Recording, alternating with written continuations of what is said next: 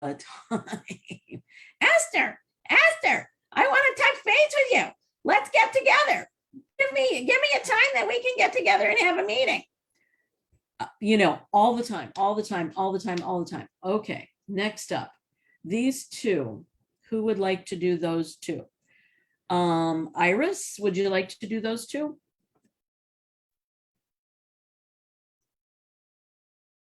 Step up to date. Step up, take responsibility. Right up. Yes. Back. Right up. Back.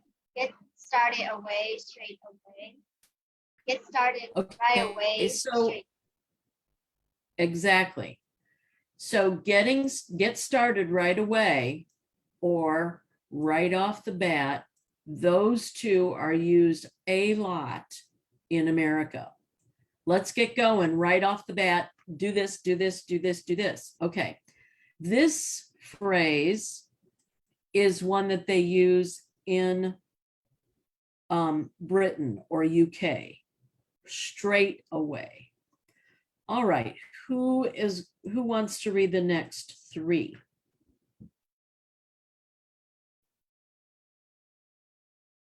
Yang, would you like to read those three?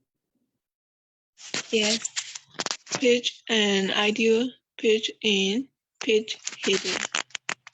So pitch an idea and then go over here and read this one. Propose the project. PLUG a product. So plug a product. So that's another phrase. That's another idiom, plug a product, which is the same or similar to pitch an idea. Okay, so pitch in and then read this one. Join force, work together. Okay, and then the last one. Pitch hitter, fit in at the last minute. Pinch hitter is something that you hear when somebody hasn't shown up to do their part of the team project. So this would be something that my boss would say to me, Esther, I need you to pinch hit for me on such and such a presentation. And that would basically mean, oh, Dwayne is out sick or Dwayne is not able to come in today, and you're going to have to, do that. You're going to have to do that presentation with the client because Dwayne can't do his part. So if you are in a team in your college class, there seems to be a lot more team projects in college classes today. They're trying to get everybody used to working in a group, working together to get a common goal, okay? But if somebody doesn't do their part, what's going to happen? What happens? Somebody has to do that, right? That's the pinch hitter, fitting in at the last minute. Okay, now these are some additional baseball idioms. These are some that we have talked about in the past, but I have not repeated them several times. The other ones you've probably seen, if you've been with the class, you probably have seen them at least 2 times, if not 3 times. Now this is the 4th time for some of these.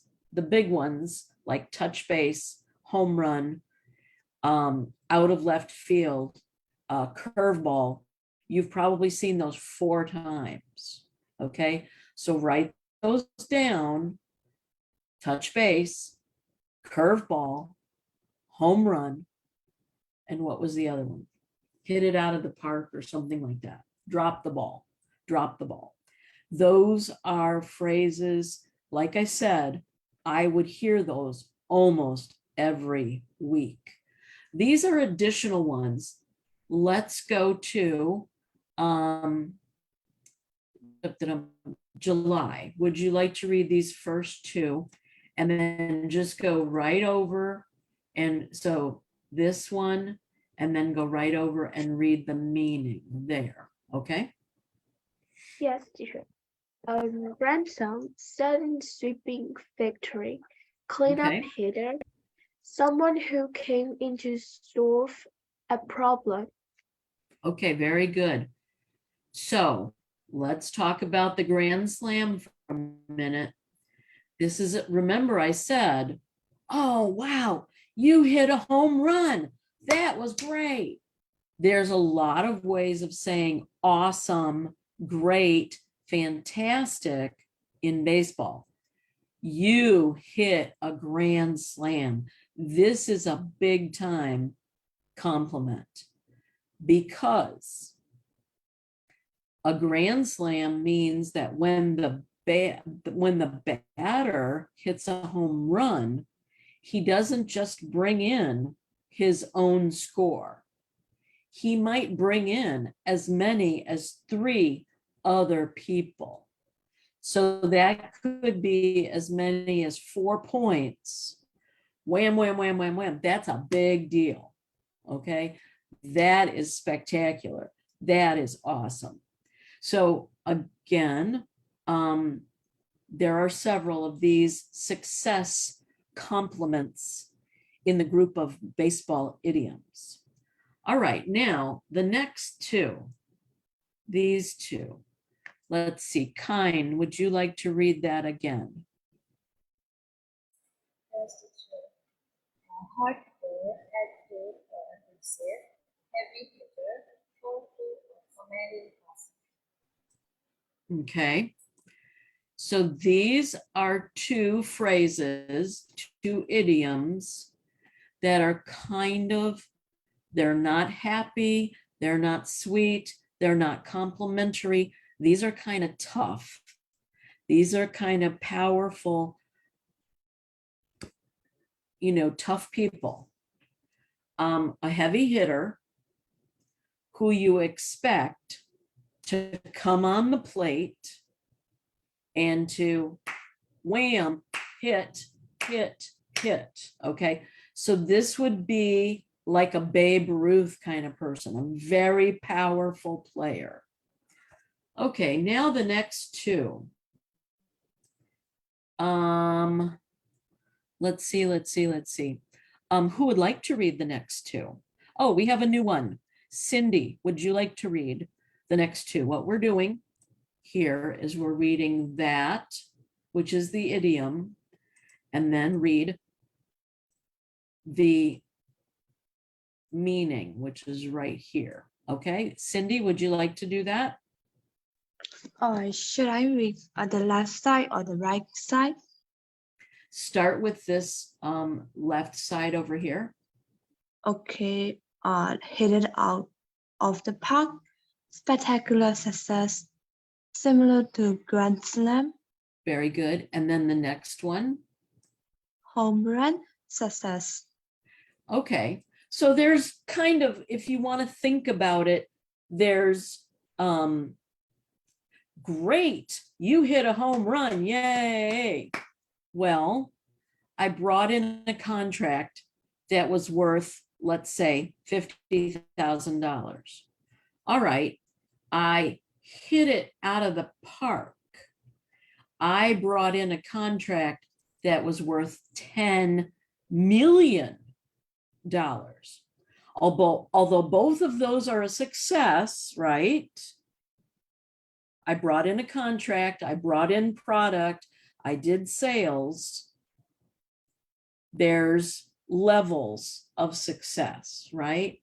So yes, success with a home run, spectacular success, you hit it out of the park, and grand slam, awesome. This is like a $10 million contract. So again, they are compliments, but there's grades of compliments. This is, this is a B over here. Success, I got a B. This is a A plus, perfect score. This is a A plus, perfect score.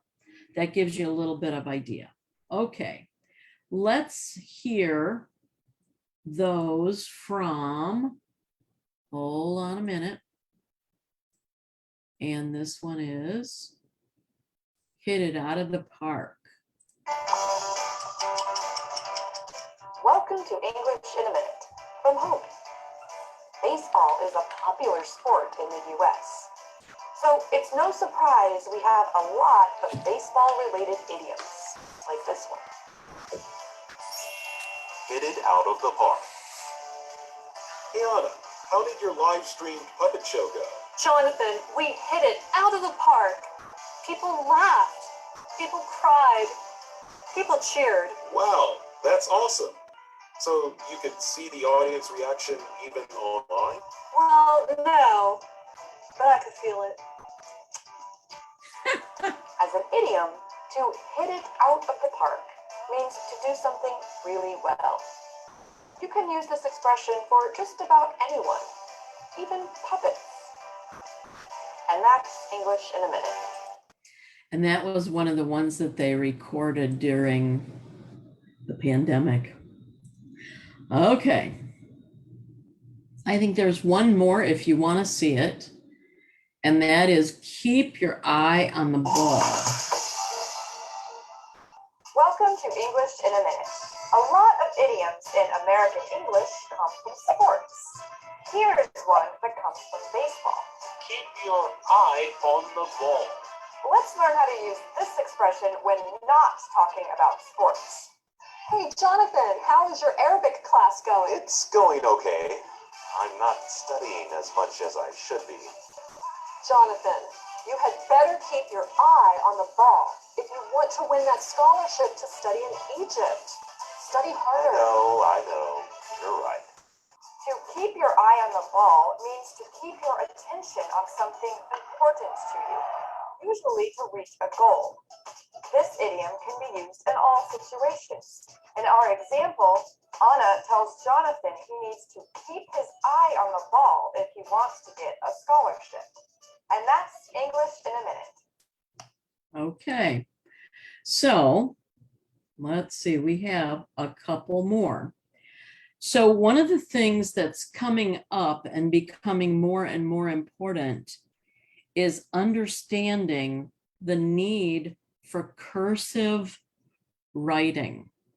Now, I realize that in your language, your written language, you may not have cursive writing. In American English, we do have cursive writing, and cursive writing is becoming more important because we are finding that our original documents, so the documents of freedom, are not accessible if you cannot read cursive. And the learning of cursive writing, so learning that writing is almost like learning another language yourself, okay? One of the things that I was reading through in getting ready for today was a news report that came up that said that Sweden is going to go back to teaching writing, cursive writing. Because what happened was they found that the teaching of cursive writing is actually stimulating the mind just like learning a foreign language. So if you think about it as a code or as you're learning there's printing, yes, but cursive writing means you're never taking your pen off the paper. you write the whole word in one, in a group of loops, okay? So cursive writing is coming back, number one, because we have to be able to read cursive writing, which is part of American documents of freedom, the Constitution, the Declaration of Independence, and so on. If you can't read cursive, you cannot read these documents. And then the actual reading of letters and so on that people have read or written in the past many years, especially, for example, if you are going to get a diploma or a degree in English or in literature, you want to be able to read cursive, because when you're going back and reviewing and researching the old writers, everything they did was in cursive, of course, until, you know, there was typewriters. So anyway, that is coming up, and that is getting more and more popular. All right, well, we went through a lot of idioms today. We reviewed idioms that we've talked about, looked at, reviewed over and over. We looked at websites. I'm going to give you the chance to copy the chat box, because I think there might be something like 10 or 12 links in the chat box today. Links to articles, links to websites, and especially that new dictionary I found. I'm going to share that again. So again, the Dictionary of American Idioms. I just found this like today, and this is on a public school's website. So you do not have to download it. So there's no fear in getting a virus, which happened to me last year when I downloaded some idiom directories. This is on a public school website. So it's one of those websites that I would be trusting more than, let's say, just one of the YouTubers. I'm going to put that in the chat again, because this one is so terrific. Okay. I am going to